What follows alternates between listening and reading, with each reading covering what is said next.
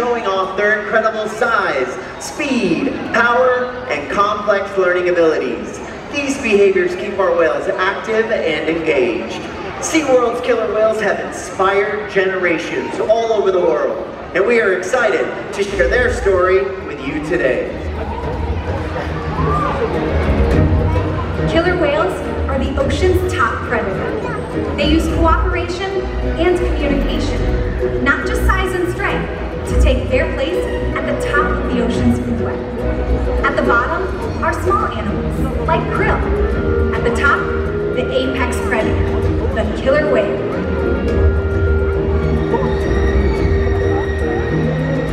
Killer whales are as big as a bus, faster than an Olympic swimmer, high flying and powerful.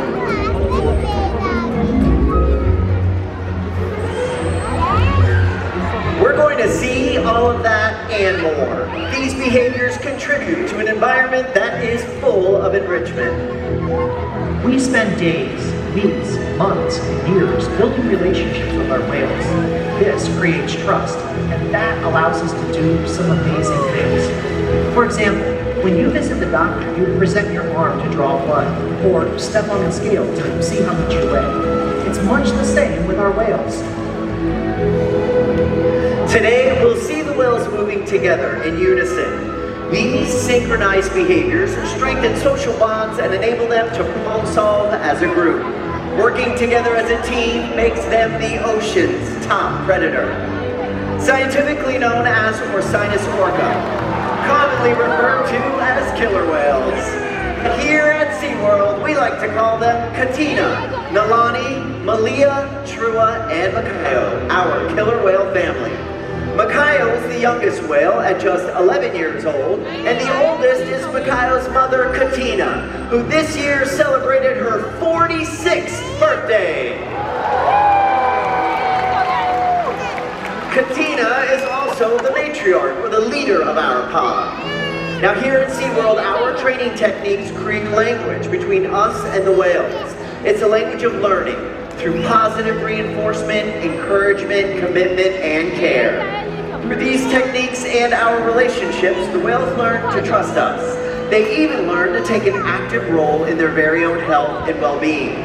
Now, Nalani and Malia have joined us here at the slide-out area. We're going to demonstrate a couple of husbandry or healthcare behaviors.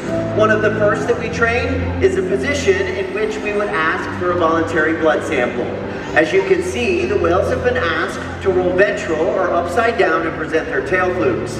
Not only does this position give us a great look at the whale's entire body, but it also gives us access to the blood vessels, which are easily seen on the white undersides of their tail flukes.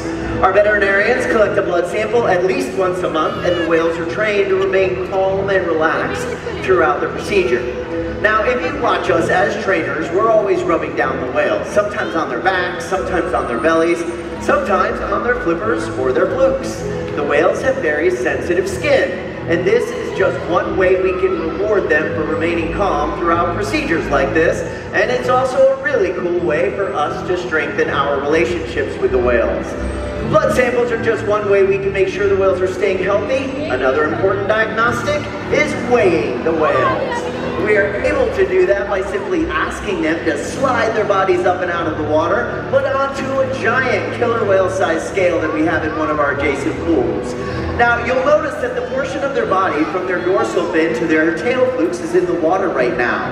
That is the powerhouse of the whale. It's called their peduncle, very muscular, very heavy.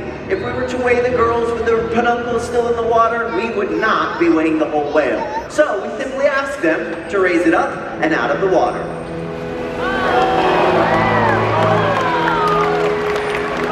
And just like that, training this posture enables us to ensure accuracy so that we know the younger whales are growing properly and that the older whales are maintaining a healthy weight. And the care isn't just physical. Mental stimulation and play are vital, and we surprise and engage with our whales at every opportunity. Play is how killer whales teach their young to hunt. And for the adult, play is important too. It seems that they just enjoy having fun. Making time for play is an important part of life for killer whales and for us. Did you guys know that killer whales love to play? They actually learn a lot by playing, and they also learn through things called mimicry and observational learning. From a very young age, killer whales learn important life skills by playing games like Follow the Leader with their mothers and other whales. And we are going to put that to the test today with Malia and everybody on this side of the stadium. I know the answer, but I'm going to ask anyway. Are you guys ready to have some fun?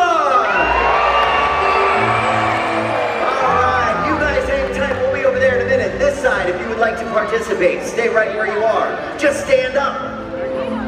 All right, we're going to play Killer Whale Follow the Leader. You're going to be the leader, and we're going to ask Malia to follow your movements. What behavior are we going to do? All right, sounds good. When I say go, not before.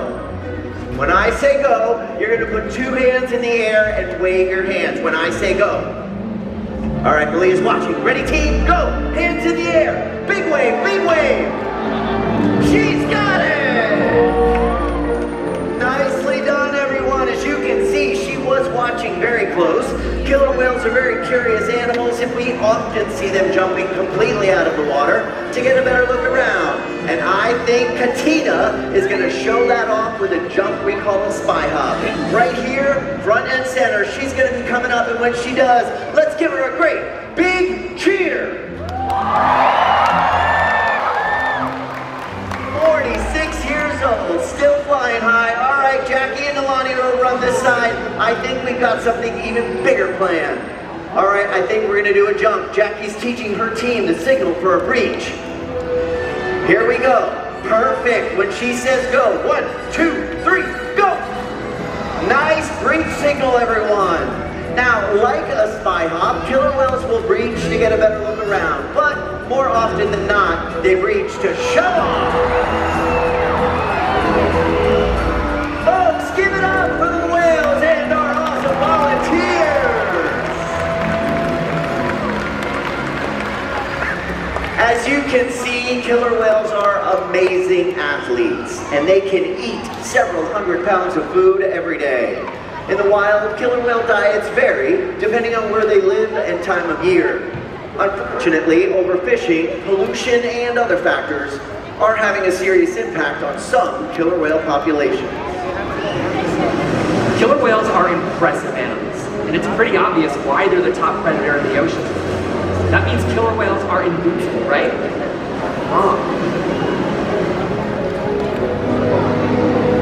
Killer whales depend on a plentiful food source and a clean environment. They're completely dominant, yet completely dependent. When it comes down to it, killer whales are not the most powerful animal in the ocean.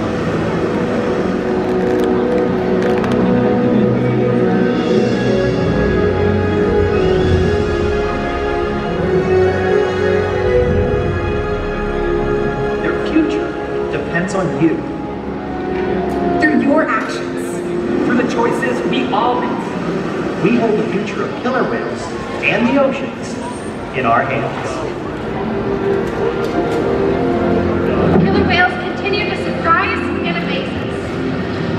They're the perfect ambassador for the ocean, limitless, connected, powerful, but still vulnerable. The challenges that we face can seem insurmountable. Don't give up. Be inspired. We can make a difference. The ocean needs our help, and that seems overwhelming, but together we can make it happen. There's so much to learn. So much to protect. So much to explore. The killer whale story is still being written. And there are simple things we all can do to make a difference. All it takes is one choice. One positive act. One ripple that can grow and grow And change the world. together. We've got this. Whoa!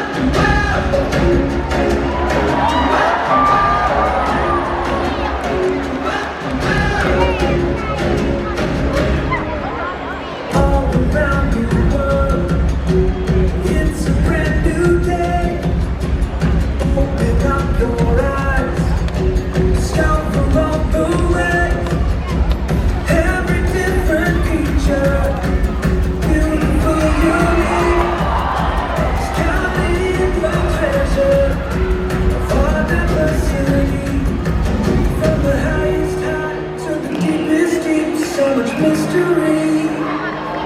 We are all inspired by this one and share the love for each of us. And as our hearts unite and the come alive in the feast of light and see how marvelous is this one big world.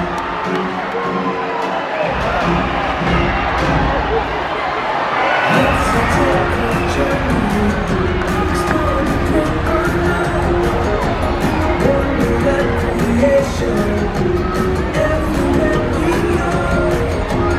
Miracles surround us, wherever we may roam. The privilege unites us, to call this earth our home. From the highest high to the deepest deep, so much